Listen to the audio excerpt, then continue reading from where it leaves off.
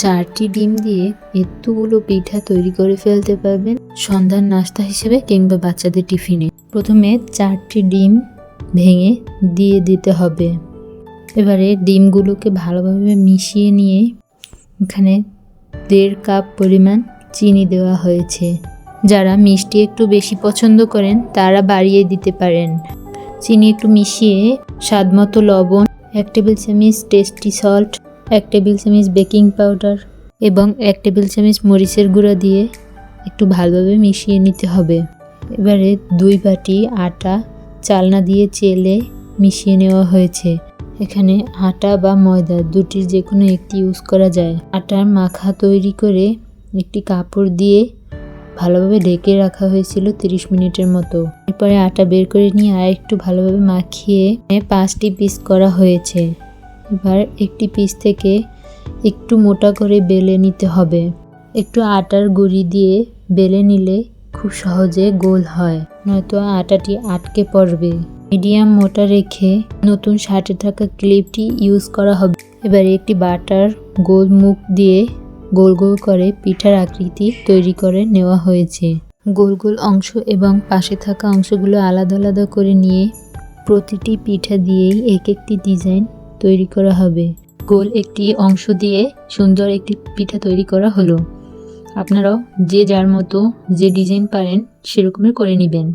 এবারে শার্টের ক্লিপ দিয়ে সুন্দর মতো পিঠার ডিজাইন করা হয়েছে। এভাবে প্রতিটি পিঠার এক একটি ডিজাইন করা হবে। এখানে গোল আকৃতির পিঠাগুলো একটু বড় হয়েছে, তবে এর থেকে একটু ছোট হলেও খুব ভালো হয়। এবার আরও একটি পিঠার ডিজাইন তৈরি করা হয়েছে। এভাবে করে সবগুলো পিঠার এক এক রকমের ডিজাইন তৈরি করা হবে।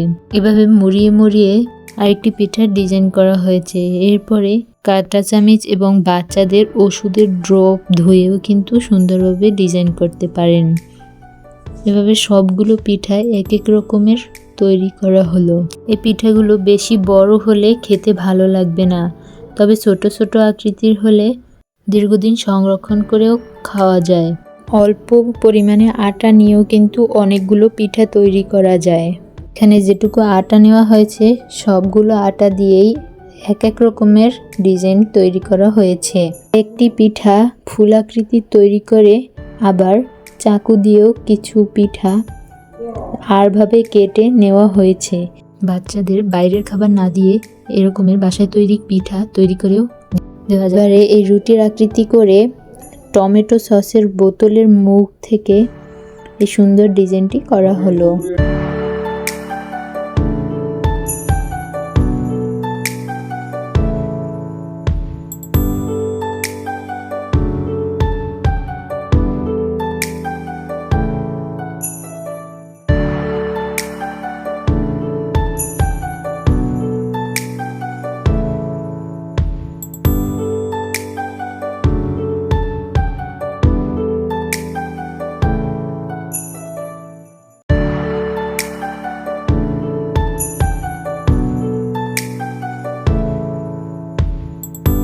তৈরি করা আটা থেকে আরেকটি রুটির মতো বেলে তেলের মুখ দিয়ে সুন্দর মতো আরেকটি ডিজাইন তৈরি করা হলো। এভাবে সবগুলো ডিজাইন তৈরি করে নেওয়া হয়েছে। এবারে পিঠাগুলো কমপ্লিট হওয়ার পরে ভেজে নিতে হবে। এজন্য একটু বেশি পরিমাণে তেল গরম করে পিঠাগুলো দিয়ে দেওয়া হয়েছে। পিঠাগুলো দেখতে কতটা সুন্দর হয়েছে। এভাবে এপিট ওপিট উল্টিয়ে উল্টিয়ে ভেজে বাদামি কালার হয়ে আসলে পিঠা উঠিয়ে নিতে হবে।